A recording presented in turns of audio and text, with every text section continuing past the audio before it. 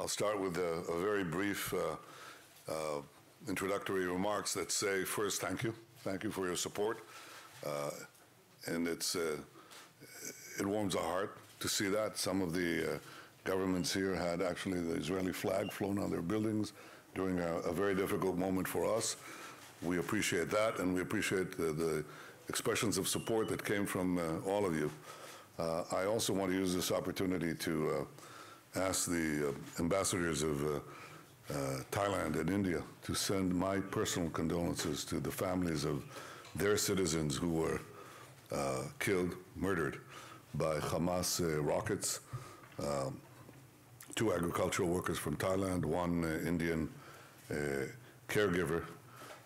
And I think this is just one more manifestation of the fact that Hamas indiscriminately targets everyone. They've actually killed 2 Israeli Arabs in Lod, targeted Tira, an Arab town. They're truly an equal opportunity murderer. They murder everyone, any civilians they can get their hands on. And they use civilians as, they target civilians while hiding behind civilians, using them, as you know, as human shields. We'll have more to say about that in a minute. But this is the problem that we face. I think you're familiar with that. We didn't seek this conflict. In fact, we could see the origins of this particular outbreak in the cancellation of the Palestinian elections. Hamas was sure that it would gain considerable power, and when they saw that these elections were not going to take place, they sought to use the Jerusalem Day ceremonies and events around Jerusalem Day and the court proceedings in Sheikh Jarrah to incite riots, to incite violence in order to further their political goals. I have to say that we didn't expect quite a conflagration, but we knew what they were doing, and therefore what we did was everything in our power to de-escalate the potential conflict around Jerusalem and the Temple Mount. And we did 3 quite unprecedented things. The first thing is we asked the Israeli court on Sheikh Jarrah to postpone the proceedings. That's never been done before in Israel's history. And as you know, the court doesn't do my bidding. You can laugh. But we did ask them, I did ask them to postpone these proceedings in order to withhold this propaganda instrument from Hamas. The second thing we did was reroute the parade, the traditional parade that we've had for over half a century in Jerusalem, on Jerusalem Day. And again, I took that decision. These are difficult decisions politically. They're not simple decisions, but we did them anyway. And the third was equally difficult, even more difficult, which is to say to Jewish visitors to the Temple Mount, don't go on certain days, and they didn't, and allow Muslim worshippers, about 85,000 in a typical day, during the Ramadan, to visit the Temple Mount. This didn't help a whit. The propaganda continued, the lies continued, the incitement continued, and of course, this was followed by the unprecedented rocketing of Jerusalem on Jerusalem Day. Since then, we've had 4,000, almost 4,000 rockets fired from Hamas and Islamic Jihad in Gaza against us. By the way, about a quarter, almost 1,000 rockets falling into Gaza itself. So Hamas is not merely targeting our civilians, they couldn't care less if they fire on their own people. A quarter, almost 1,000 rockets, yeah. That's where they fired from, and that's where they land. Okay. Unbelievable, okay? So this is what we're facing with. We are faced with a radical Islamic terrorist organization that has a piece of territory right next to us. Some of you, many of you, are familiar with fighting such groups and formations and organizations elsewhere in the Middle East, and you know that once they have a territory, you need an enormous amount of power to degrade their capabilities and to degrade their will to fight. And some of this goes on for decades, as you well know, in other areas. So what we're trying to do is exactly that, degrade their capabilities, their terror capabilities, and degrade their will. Last time we had an engagement was 7 years ago, an engagement of this scale during the Protective Edge operation. We won 7 years of quiet on this scale. We didn't have anything like this. We did have an incident 2 years earlier. It lasted for 2 years, the quiet. So there were periodic battles, and we are trying to maximize the quiet and the period of calm that Israel can gain against this foe. There are only two ways that you can deal with them. You can either conquer them, and that's always an open possibility, or you can deter them. And we are engaged right now in forceful deterrence, but I have to say, we don't rule out anything. We hope we can restore quiet. We hope we can restore it quickly. I want to say that we're doing that while doing our utmost to avoid civilian casualties. I want to make that a little more concrete for you. These are these rockets that are fired from civilian areas. You can see this. This is a typical civilian area. It's a neighborhood in Gaza. And look at the rockets being fired. Thousands of rockets fired from civilian areas. Next. This is the tunneling system that they have. You know that they had attack tunnels last time, 7 years ago. They had attack tunnels that were penetrating Israel, and we went to very costly efforts to neutralize them. We lost 70 people, 70 soldiers roughly, in doing that. This time, they couldn't do it because in the intervening period, we built an underground wall that prevented these tunnels from piercing, but they built a whole infrastructure throughout Gaza of an underground tunnel network in order to enable them to stock their weapons, their missiles, their command posts, their communication centers, and their fighters, and also to shoot from underground, just from small piers that they have.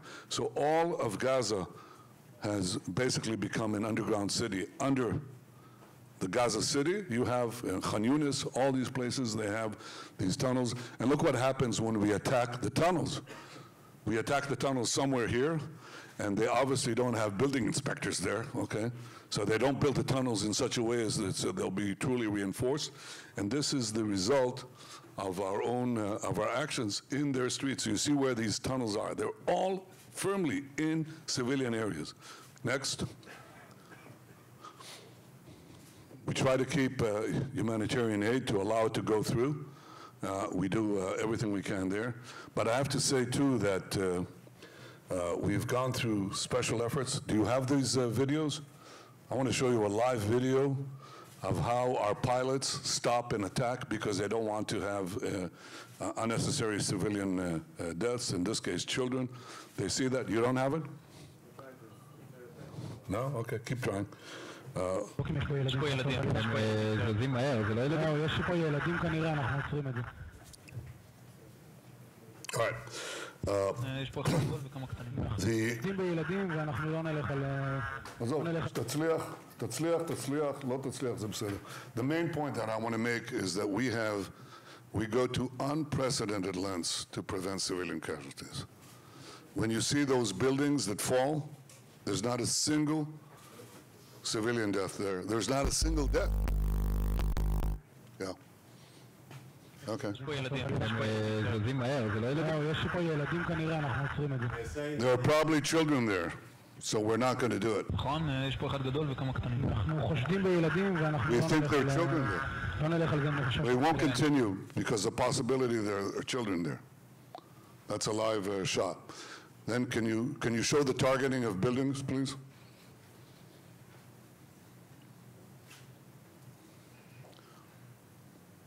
We identify an arms cache or a missile cache.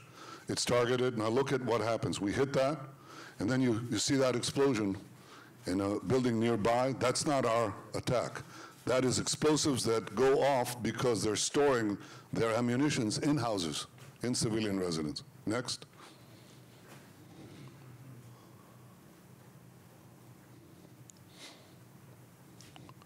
This is a warning shot. It doesn't do any damage, but it tells the people inside that we're targeting a building, which is a Hamas building, a military target.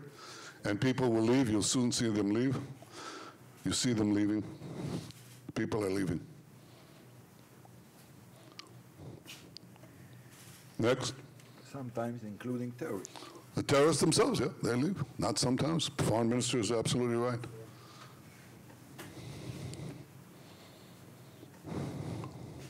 Well, that you're familiar with, I'm sure.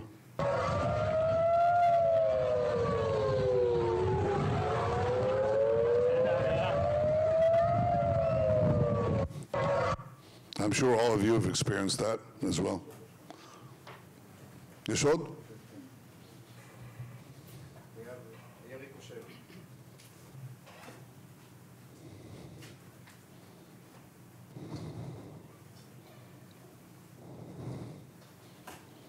This is one of those failed rockets. We have close to 1,000 of them. They fire in Gaza. It fails and falls inside Gaza and claims casualties there as well.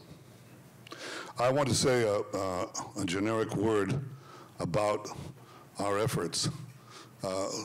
Because Hamas is embedded deeply in civilian areas, because it uses civilian human shields, democracies have a choice. They can say there is nothing we can do. We will absorb attacks, okay, against our cities. We could do that. Or we could level the cities. In World War II, when Western cities, specifically London and some British cities, were targeted this way by thousands of rockets, the response was to level cities.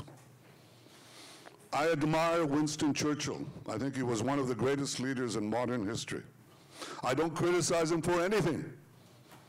I think he did the right thing under those circumstances. But this is not our response to the firing of thousands of rockets on our cities. We do something different. We try to target those who target us with great precision. That is not as surgical an operation as it is. Even in a surgical room in a hospital, you don't have the ability to prevent collateral damage around the affected tissues. Even then you can't. And certainly in a military operation you cannot. But there is no army in the world that does more than the Israeli army, in the Israeli security services, in Israeli intelligence, to prevent collateral damage. To have Israel criticized for that is absurd. Not only is it absurd and unjust and untrue, it does enormous damage to democracies that are fighting this kind of evil. It says you cannot protect yourself, because in the course of doing that, instead of having the perpetrators who commit double war crimes, or hiding behind civilians and firing on civilians, not having them criticized, but having you criticize, is the height of hypocrisy and stupidity and irresponsibility. Because what that does is, in fact, encourage the terrorists. It gives succor, it gives support, it gives encouragement to the terrorists. And that is something that is bad for each one of us. If Hamas emerges from this, they'll anyway declare victory. I guarantee that. Whatever they do, they'll declare victory. They always do. But after time, you can see if they have a victory or defeat. So I'm not talking about the next 24 hours after the hostilities cease. Okay? I'm not talking about that.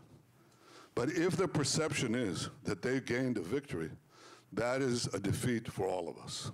When I say all of us, it's for all the democracies, it's for all those governments that seek peace, it's for all those in the Middle East, among the Palestinians and in the Arab countries, and those Arab countries with whom we made peace, who want to advance to a better future. It means we go backwards. It doesn't help the Palestinian Authority, it doesn't help our Arab friends in the Arab world.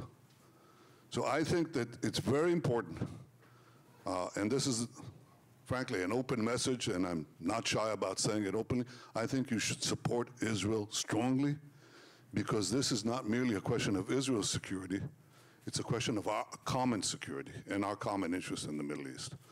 And I want to thank you for your support, and I'm looking forward to your questions. You can ask me anything you want, and whatever I can answer, and the foreign minister can answer, we'll do so within the limits of our security limitations. We're in an armed conflict in the midst of it, so obviously we have some limitations, but I very much appreciate your coming.